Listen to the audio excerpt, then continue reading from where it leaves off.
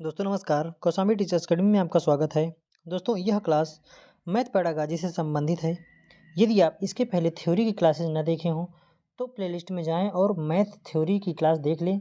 उसको हम marathon type में पूरा जो इम्पोर्टेंट जो मैथ पेडागॉजी की निचोड़ थी उसको एक वीडियो में रखे हैं। उसके बाद हम लोग ये क्वेश्चन सॉल्व करेंगे ताकि हम लोगों को सॉल्व करने में आसानी मिले।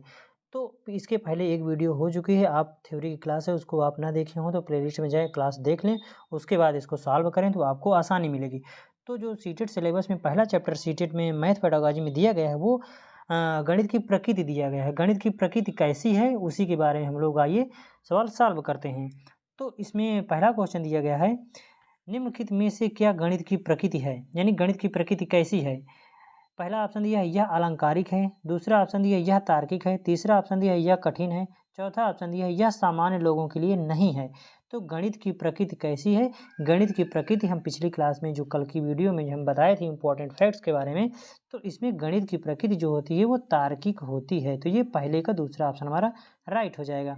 उसके बाद दूसरा क्वेश्चन कह रहा है, निम्न में से किसने कहा कि गणित वह विज्ञान है जिसमें आवश्यक निष्कर्ष निकाले जाते हैं। यानी निम्न में से किसने कहा कि गणित वह विज्ञान है जिसमें आवश्यक निष्कर्ष निकाले जाते हैं। पहला ऑप्शन दिया हॉगवेल, दूसरा ऑप्शन दिया है स्किनर, तीसरा ऑप्शन दिया है लॉक, चौथा ऑप्शन दिया है बेंजामिन पेरिक। तो कौन से ऐसे जो गणितज्ञ थे वो बोले थे कि जो गणित वह विज्ञान है जिसमें आवश्यक निष्कर्ष निकाले जाते हैं। तो वो हमारे जो बोले थे वो बेंजामिन पेरिक महोदय जी बोले थे। तो दूसरे का हमारा चौथा ऑप्शन राइट हो जाएगा। उसके बाद तीसरा क्वेश्चन, गणित सभी विज्ञान का सिंह द्वार है, यानी गणित सभी विज्ञानों का सिंह द्वार है वह कुंजी है, यह कथन किसका है। यानी गणित जो है जो विज्ञान कोई भी विज्ञान की शाखा है उसका मेन द्वार है या सिंह द्वार है, यह कथन किसका है। बेकन का है या ड्यूट का है या फिर स्किनर का है या फिर कॉमेट का है। तो कौन कहे थे, इसका मतलब है कि गणित सभी विज्ञानों का सिंह द्वार व कुंजी है, यह कथन किसका है। तो यह कथन जो है बेकन महोदय जी का था। बेकन महोदय जी बोले थे कि गणित जो है सभी विज्ञान विषयों का सिंह द्वार है। तो तीसरे का पहला ऑप्शन हमारा राइट हो जाएगा। उसके बाद चौथा क्वेश्चन, गणित के नियम व निष्कर्ष होते हैं। गणित के नियम व निष्कर्ष कैसे होते हैं। वस्तुनिष्ठ होते हैं, सार्वभौमिक होते हैं, वस्तुनिष्ठ व सार्वभौमिक दोनों होते हैं, उपरोक्त में से कोई नहीं होते। तो गणित का जो निष्कर्ष होता है वो वस्तुनिष्ठ होता है। आप 5 + 5 जोड़ोगे तो 10 ही आएगा, चाहे आप दुनिया में कहीं भी जोड़ो। तो गणित के नियम जो होते हैं, गणित के नियम व निष्कर्ष कैसे होते हैं, ये वस्तुनिष्ठ होते हैं। चौथे का हमारा पहला ऑप्शन राइट हो जाएगा। उसके बाद पांचवा क्वेश्चन, योजना एक उद्देश्यपूर्ण क्रिया है जिसे मन लगाकर सामाजिक वातावरण में पूरा किया जाता है। गणित शिक्षण की योजना विधि की उक्त परिभाषा किसने दी। यानी इसका कहने का मतलब है योजना एक उद्देश्यपूर्ण क्रिया है जिसे मन लगाकर सामाजिक वातावरण में पूरा किया जाता है।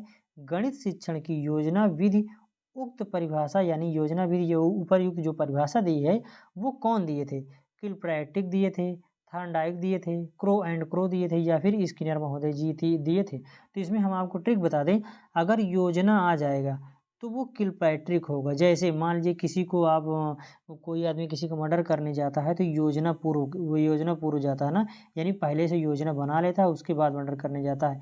तो योजना बनाएगा तो क्या करने जाएगा, किल करने जाएगा, किल करने यानी मारने जाएगा। तो योजना विधि कौन दिए थे, किलपैट्रिक, किल से किलपैट्रिक आप याद कर सकते हैं। तो योजना विधि जो होता है एक उद्देश्यपूर्ण क्रिया है जिसे मन लगाकर सामाजिक वातावरण पूरा किया जाता है। गणित शिक्षण का योजना विधि उक्त परिभाषा किसने दी है। तो योजना आप समझ लीजिए, जब कोई योजना बनाएगा वो मारने के लिए किल करने के लिए योजना बनाएगा तो वो किलपैट्रिक सही हो जाएगा। तो इसके अकॉर्डिंग भी हमारा राइट आंसर हो जाएगा, पांचवें का पहला ऑप्शन राइट हो जाएगा।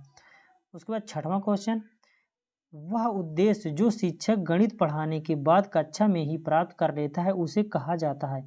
वह कौन सा उद्देश्य होता है जो शिक्षक जो होता है कक्षा में पढ़ाते पढ़ाते वो प्राप्त कर लेता है। तो पहला ऑप्शन दिया सांस्कृतिक उद्देश्य, दूसरा ऑप्शन दिया शैक्षणिक उद्देश्य, तीसरा ऑप्शन दिया सामाजिक उद्देश्य, चौथा ऑप्शन दिया ये सभी। तो वो कौन सा उद्देश्य है जो बालक शिक्षक जो है बालक को पढ़ाते पढ़ाते ही उसका अनुकरण उसको प्राप्त कर लेता है। तो छठवें का जो हमारा ऑप्शन दिया है दूसरा ऑप्शन शैक्षणिक उद्देश्य वो उसको कहा जाता है। तो शैक्षणिक उद्देश्य के द्वारा शिक्षक जो है शिक्षा देते देते बालक से वो वहीं क्लास में ही पढ़ाते पढ़ाते कक्षा में ही प्राप्त कर लेता है। तो छठवें का हमारा दूसरा ऑप्शन राइट हो जाएगा। उसके बाद तीसरा क्वेश्चन, वह वास्तविकता है कि गणित को बहुत से छात्र कठिन समझते हैं, अतः स्कूल और शिक्षक द्वारा ठोस कदम उठाए जाने चाहिए। यानी यह वास्तविकता है, यह सही बात है कि गणित को बहुत से छात्र कठिन समझते हैं, अतः स्कूल और शिक्षक को यानी स्कूल के मैनेजमेंट को और गणित शिक्षक को कौन से कदम उठाए जाने चाहिए। तो आइए हम इसमें देखते हैं। पहला ऑप्शन दिया गया है उठाए जाने चाहिए जिससे छात्रों के गणित समझने के स्तर को बढ़ाया जा सके। यानी कौन सा योजना बनाना चाहिए स्कूल को और शिक्षक को जिससे जो है बच्चे को गणित समझने में कोई भी दिक्कत या परेशानी ना हो। तो पहला ऑप्शन दिया गया है, पहला ऑप्शन दिया माध्यमिक शिक्षा बोर्ड का ये कथन था या ये अभियान चलाए थे या मुदालियर आयोग का अभियान था या फिर नई शिक्षा नीति 1986 का अभियान था या फिर राधा कृष्ण आयोग का था। तो ये क्या था, किसके कारण ये बताया गया है कि जो गणित जो होता है सभी बालक इसको क्या समझते हैं, वो कठिन समझते हैं। तो यह वास्तविकता है कि गणित को बहुत से छात्र जो है कठिन समझते हैं। पिछले में लिखा गया यह वास्तविकता है कि जो है वास्तविकता है कि गणित को जो है बहुत से छात्र कठिन समझते हैं, अतः स्कूल शिक्षक द्वारा ठोस कदम उठाए जाने चाहिए जिससे छात्रों को अधिक गणित समझने में सहूलियत मिले या आसानी हो। तो ये कौन सा आयोग ये बोला था, तो ये नई शिक्षा नीति जो आई थी 1986 में, उसमें ये कहा गया था कि स्कूल को और गणित शिक्षक को जो है ऐसे ऐसे कदम उठाए जाने चाहिए या योजना बनाना चाहिए, TLM का प्रयोग करना चाहिए जिससे गणित को आसान भाषा में सिखाया जा सके। तो सातवें का हमारा जो तीसरा ऑप्शन राइट हो जाएगा। ये नई शिक्षा नीति जो 1986 में आई थी उसमें ये चीज़ कहा गया था। तो सातवें का तीसरा ऑप्शन हमारा राइट हो जाएगा। आठवां क्वेश्चन है, गणित की प्रकृति एवं संरचना में निम्न विशेषता पाई जाती है। गणित की प्रकृति एवं संरचना में निम्नलिखित में से कौन सी विशेषता पाई जाती है। गणित विषय में अक्रमबद्धता, दूसरा गणित की भाषा असांकेतिक है, तीसरा गणित एक रसहीन विषय है, चौथा गणित एक मूर्त विषय है। गणित की प्रकृति एवं संरचना में निम्नलिखित में से कौन सी विशेषता पाई जाती है। तो गणित की जो प्रकृति और संरचना में जो गणित जो विशेषता पाई जाती है, यह विशेषता ये है कि गणित क्या है, ये एक रसहीन विषय है। इसमें कोई भी बच्चे को इंटरेस्ट, मज़ा या हाव भाव या जैसे कहानी कथन कविता कुछ नहीं होता है।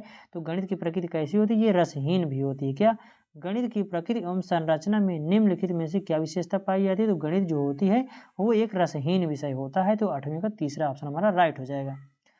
उसके बाद गणित शिक्षण में शिक्षक को निम्नलिखित पर ध्यान नहीं देना चाहिए। किस चीज़ पर ध्यान नहीं देना चाहिए। पहला, व्यवहारिक जीवन से विषय का संबंध हो, दूसरा मानसिक शक्तियों का विकास हो, तीसरा जातीय प्रतिष्ठा का उपाय हो, चौथा आनंद की प्राप्ति ना हो। तो गणित शिक्षण में शिक्षक को निम्नलिखित बात पर ध्यान नहीं देना चाहिए। तो किस बात पर ध्यान नहीं देना चाहिए, तो गणित शिक्षक को इस बात पर ध्यान नहीं देना चाहिए कि बालक को आनंद की प्राप्ति हो रही है अथवा नहीं। इसी बात, यह सभी विषय में आप दे सकते हैं लेकिन गणित एक रसहीन विषय है, इसमें आनंद की प्राप्ति नहीं होती है। इसीलिए गणित शिक्षक को ये बात को ध्यान नहीं देना चाहिए कि बच्चों को आनंद की प्राप्ति हो रही है अथवा नहीं हो रही है। तो नौवें का चौथा ऑप्शन हमारा राइट हो जाएगा। उसके बाद 10वां क्वेश्चन, यहाँ से दोस्तों ये पिछले एग्जाम में आए हुए क्वेश्चन है। तो 10वां क्वेश्चन क्या कह रहा है, कक्षा 4 के विद्यार्थियों को यह समझाने के लिए कि शेष हमेशा विभाजक से कम होता है, उचित उपागम क्या होगा। तो पहला ऑप्शन दिया है श्यामपट्ट पर आधारित श्यामपट्ट पर विभाजित करने वाले बहुत सारे सवाल करना और दिखाना कि हर बार शेष विभाजक से कम होता है, या अनेक बार विद्यार्थियों को मौखिक रूप से स्पष्ट करना, या विभाजन वाले सवालों को मिश्रित भिन्नों के रूप में निरूपित करना और क्या करना, स्पष्ट करना कि भिन्न का अंश शेष है, या वस्तुओं को विभाजक के गुणों में समूहीकृत करना और प्रदर्शित करना वस्तुओं की संख्या जो समूह में नहीं है विभाजक से कम है। तो देखिए इतना बड़ा ऑप्शन है, आप पढ़ते ही क्वेश्चन को आप भूल जाएंगे कि कहा क्या रहा था क्वेश्चन। कक्षा 4 के विद्यार्थियों को यह समझाने के लिए शेष हमेशा विभाजक से कम होता है, उचित उपागम आपका कौन होगा। तो उचित उपागम जो हमारा चौथा ऑप्शन में दिया है, क्या दिया है, वस्तुओं को विभाजक के गुणजों के समूहीकृत करना और यह प्रदर्शित करना कि वस्तुओं की संख्या जो समूह में नहीं है विभाजक से कम है या छोटी है। तो चौथा ऑप्शन हमारा राइट हो जाएगा। तो 10वें का हमारा चौथा ऑप्शन राइट हो जाएगा। उसके बाद 11वां क्वेश्चन क्या कह रहा है दोस्तों? 11वां क्वेश्चन कह रहा है कक्षा 4 में बिंदु और रेखा पर ज्यामितीय पाठ के लिए आकलन निर्देश होते हैं। यानी कक्षा 4 के बच्चों को यदि आप रेखा, ज्यामिति और पाठ के लिए आकलन निर्देश कौन कौन से होते हैं तो इसको हमको देखना है। तो ऑप्शन दिया गया है, पहला ऑप्शन दिया है परिशुद्ध रूप से सेंटीमीटर और इंचों में रेखाखंड को माप सकता है। यानी बालक जो कक्षा 4 का बालक है वो क्या कर सकता है? तो परिशुद्ध रूप से इंचों में रेखाखंड को माप सकता है और रेखाखंड के अंतः बिंदुओं को चिन्हित कर सकता है 4 का बालक, या रेखा, किरण और रेखाखंड में अंतर कर सकता है और उन्हें विभाजित कर सकता है कक्षा 4 का बालक, या इसमें तीसरा ऑप्शन दिया रेखा और रेखाखंड में अंतर कर सकता है, बिंदु चिन्हित कर सकता है, दी गई लंबाई के अनुसार परिशुद्ध रूप से रेखाखंड खींच सकता है बालक, या फिर कक्षा 4 का बालक सेंटीमीटर, इंचों में रेखा को परिशुद्ध रूप से माप सकता है, रेखा का नाम बता सकता है। तो कक्षा 4 का बालक क्या कर सकता है इसमें आपको छांटना है।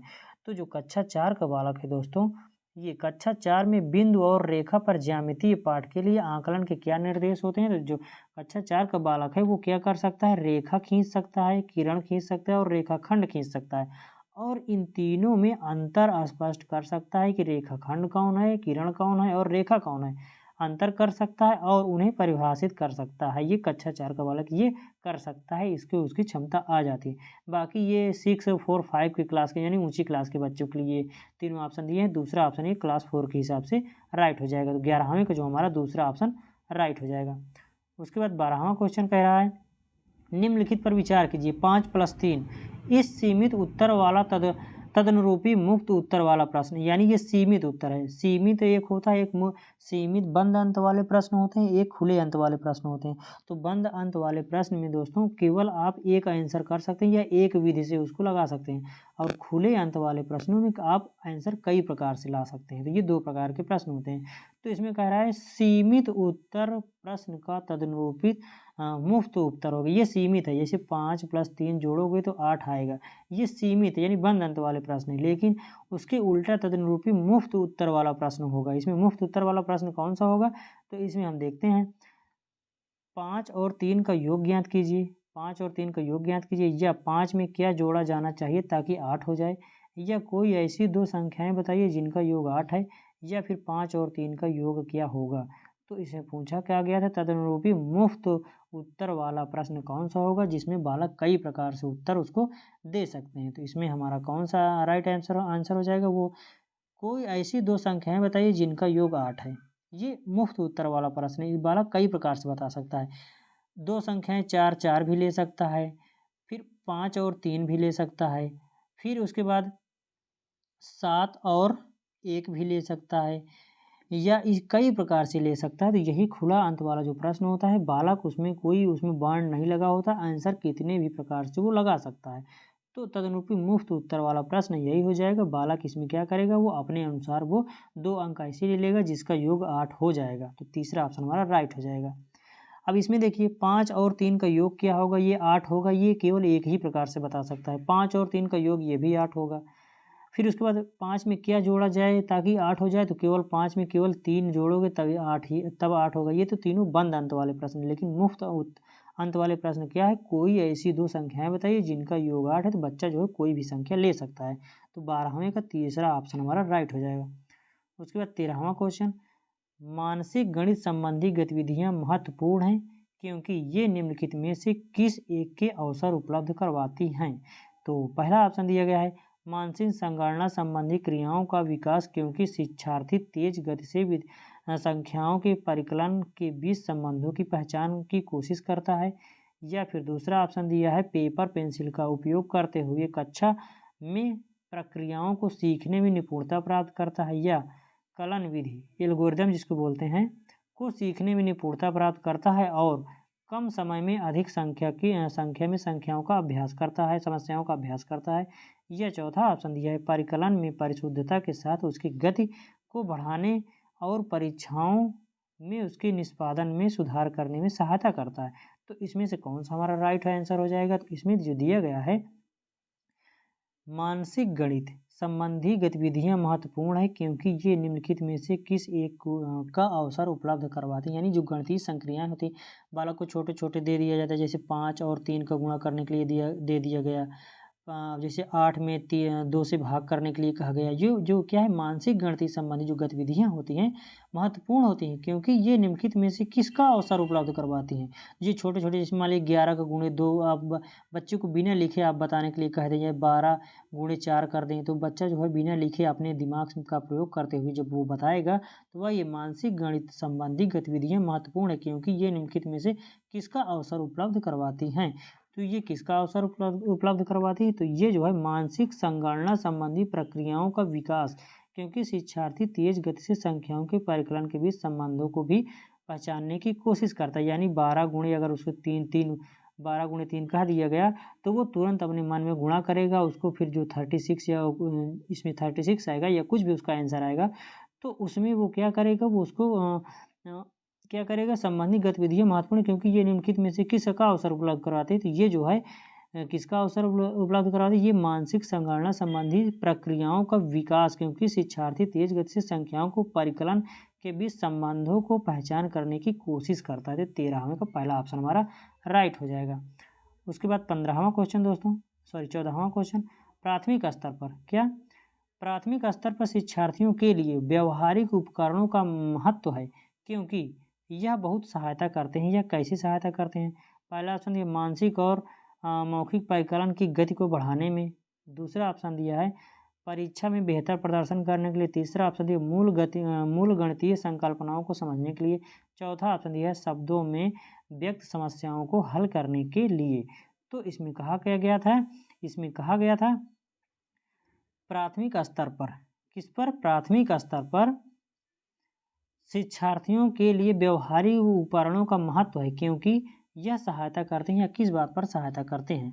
तो ये जो है पहला ऑप्शन दिया है मानसिक और मौखिक, दूसरा ऑप्शन दिया परीक्षा में बेहतर प्रदर्शन के लिए, तीसरा मूल गणितीय संकल्पनाओं को समझने के लिए, चौथा शब्दों में व्यक्त समस्याओं को हल करने के लिए। तो ये प्राथमिक स्तर पर शिक्षार्थियों के लिए व्यवहारिक उपकरणों का जो महत्व होता है क्योंकि वो क्या है यह बहुत सहायता करते हैं। किस बात पर सहायता करते हैं? तो ये जो है मूल गणितीय संकल्पनाओं को समझने में सहायता करते हैं। तो 14वें का हमारा तीसरा ऑप्शन राइट हो जाएगा। उसके बाद 15वां क्वेश्चन दोस्तों देखते हैं। 15वां क्वेश्चन में क्या कह रहा है? 15वां क्वेश्चन में कह रहा है निम्नलिखित में से कौन सा खुला अंत वाला प्रश्न है? खुला अंत वाला अभी हम पिछले अभी बता चुके 2 मिनट पहले। आप 15 को 3 से गुणा किस प्रकार करेंगे? कोई दो संख्याएं लिखिए जिसका गुणनफल 45 हो, या संख्या रेखा का प्रयोग करते हुए 3 बार 15 का मान ज्ञात कीजिए, या फिर क्या कीजिए, या फिर 15 गुणे 3 का मान ज्ञात कीजिए। खुला अंत वाला कौन सा प्रश्न हो जाएगा? खुला अंत वाला जो इसमें पहला दिया है यही खुला अंत वाला प्रश्न हो जाएगा। क्या आप 15 को 3 से गुणा किस प्रकार करेंगे? तो बालक 15 + 15 + 15 भी करके आंसर ला सकता है। उसको 45, 15 को 3 बार जोड़ोगे तो 45 आ जाएगा। या फिर डायरेक्ट बच्चा जो है 15 × 3 कर सकता है। तो ऐसे ये खुला अंत कई प्रकार से आंसर दे सकते हैं, लेकिन दूसरे, तीसरे और चौथे में केवल एक ही प्रकार से आंसर किया जा सकता है। तो ये निम्नलिखित में से कौन सा खुला अंत वाला प्रश्न है? तो 15वें का पहला ऑप्शन राइट हो जाएगा। दोस्तों आज ये हम लोग यहीं तक करते हैं। हमारी ये क्लास आपको कैसी लगी? यदि अच्छी लगी हो तो कमेंट बॉक्स में कमेंट कर सकते हैं और रोजाना क्लास के अपडेट पाने के लिए हमारे चैनल को सब्सक्राइब कर सकते हैं और अपने दोस्तों को शेयर भी कर सकते हैं। धन्यवाद। जय हिंद।